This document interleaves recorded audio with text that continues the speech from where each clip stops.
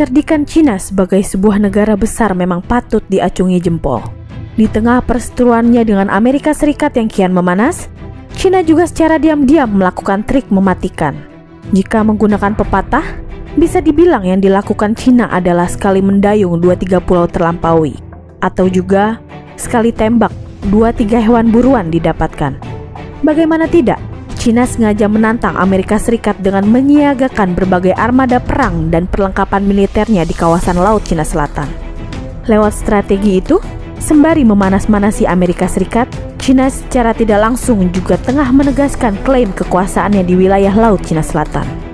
Hal ini jelas membuka lagi perseteruannya dengan negara-negara lain, mengingat yang berkepentingan dengan kawasan rawan konflik itu bukan semata-mata Amerika Serikat saja. Tak tanggung-tanggung, minus Amerika Serikat, total negara yang berkonflik dengan Cina soal Laut Cina Selatan mencapai 18 negara. Termasuk diantaranya adalah Indonesia.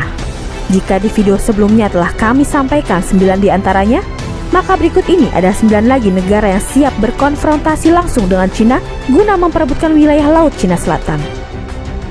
Jepang, negeri matahari terbit ini menjadi salah satu negara yang menganggap bahwa Laut Cina Selatan merupakan bagian dari wilayahnya. Tepatnya di bagian Kepulauan Senkaku dan Kepulauan Ryukyu yang hingga saat ini masih menjadi perebutan antara Jepang dan Cina. India, perseteruan Cina dan India saat ini juga memanas. Di antaranya dipicu oleh sengketa garis perbatasan antara dua negara. Di Laut Cina Selatan, Cina dan India juga saling klaim atas wilayah seluas 38.000 km persegi yang bernama Aksai Chin. Secara teritorial, wilayah tersebut memang masuk dalam wilayah India, namun diklaim secara sepihak oleh pihak Cina. Tak hanya Aksai Chin, Cina juga melakukan klaim sepihak atas kepemilikan wilayah Arunachal Pradesh dan juga Ladakh. Vietnam, dalam pandangan Cina, sebagian besar wilayah Vietnam merupakan kawasan di kekuasaannya. Klaim tersebut didasarkan pada preseden sejarah, yaitu pada masa kekaisaran dinasti Ming pada tahun 1368 hingga 1644. Beberapa wilayah yang diklaim diantaranya daerah bantaran Macclesfield, Kepulauan Paracel, dan juga Kepulauan Spratly.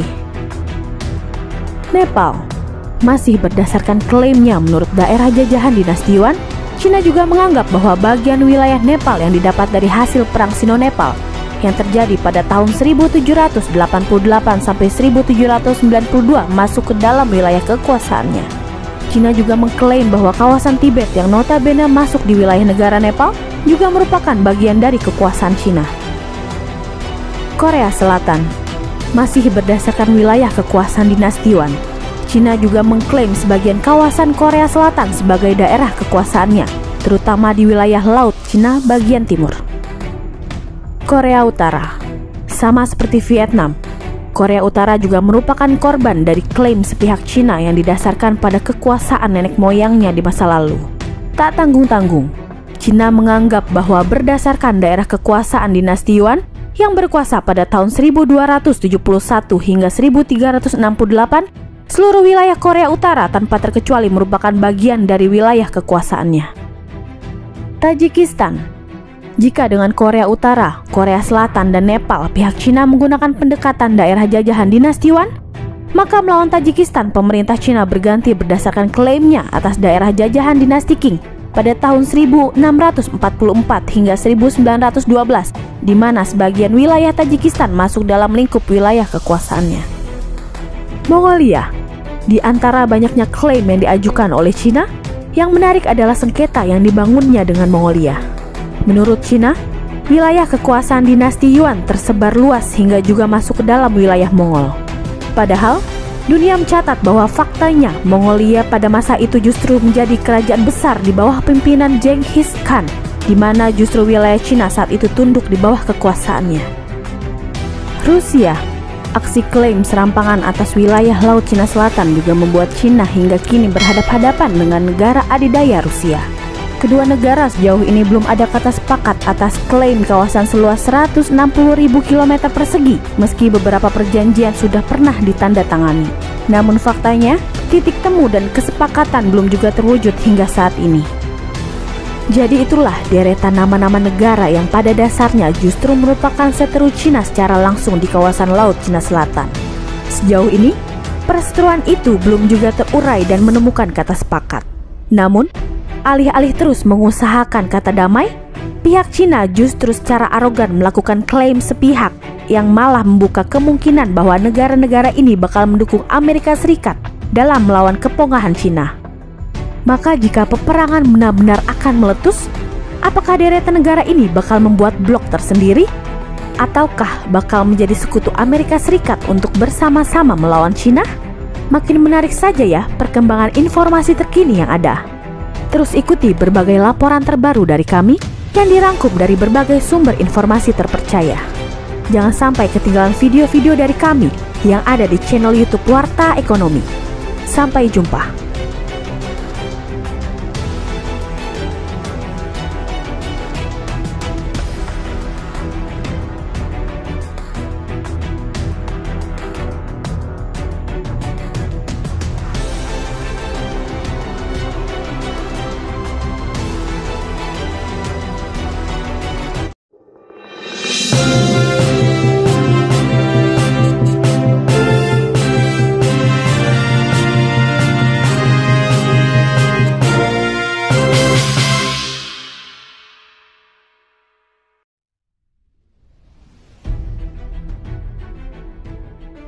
Perlahan namun pasti, Cina telah menjadikan kawasan Laut Cina Selatan sebagai medan perseteruan baru bagi negaranya dengan Amerika Serikat.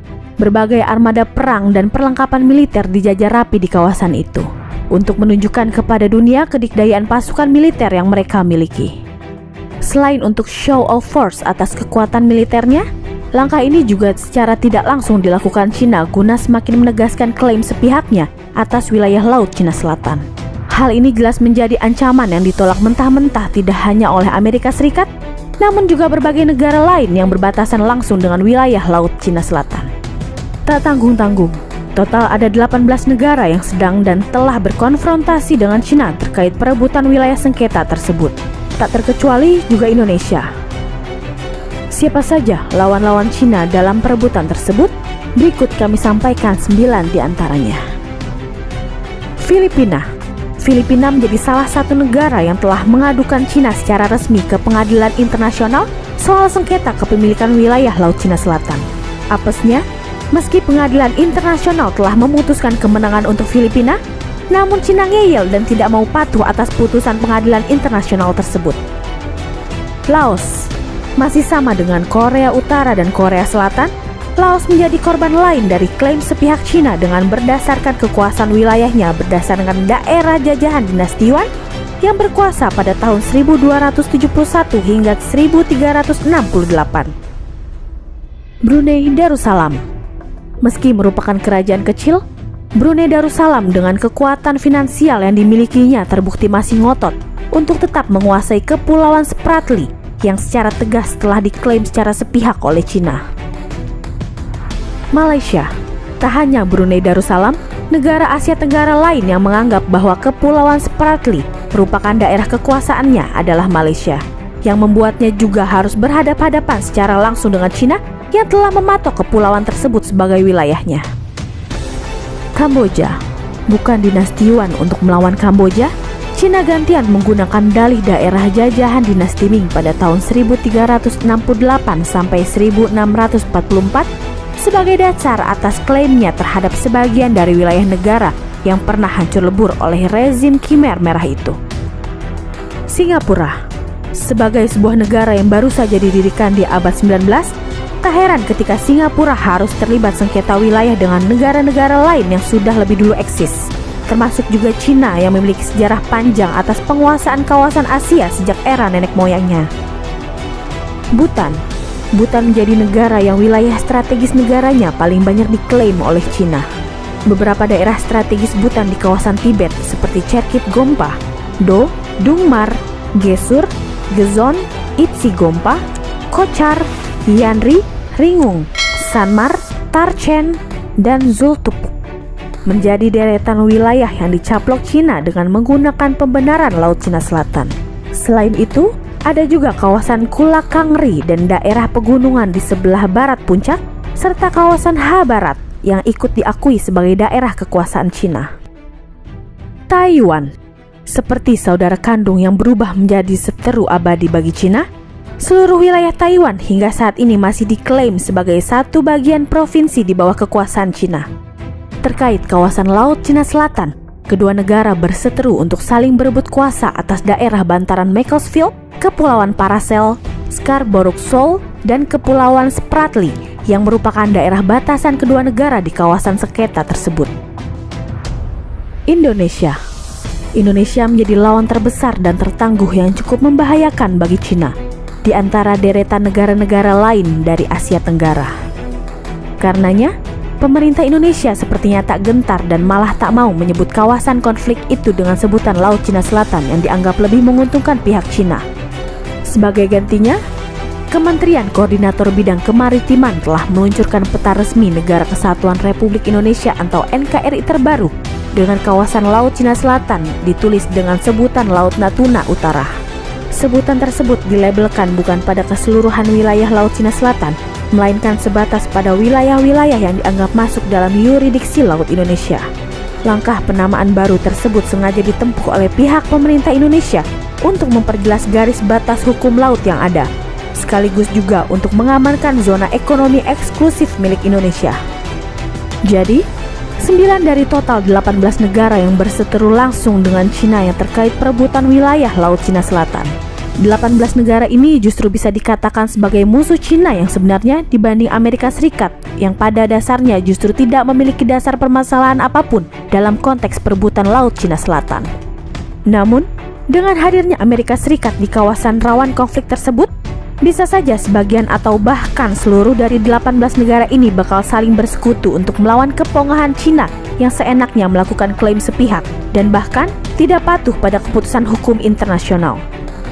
Masih penasaran dengan 9 negara yang lain? Simak penjelasan selengkapnya pada video kami selanjutnya. Terus ikuti berbagai laporan kami atas perkembangan terkini yang ada di wilayah Laut Cina Selatan. Jangan lewatkan berbagai informasi terbaru dari kami yang kami rangkum dari berbagai sumber informasi terpercaya. Terus ikuti deretan video-video faktual dari kami yang ada di channel YouTube Warta Ekonomi. Sampai jumpa.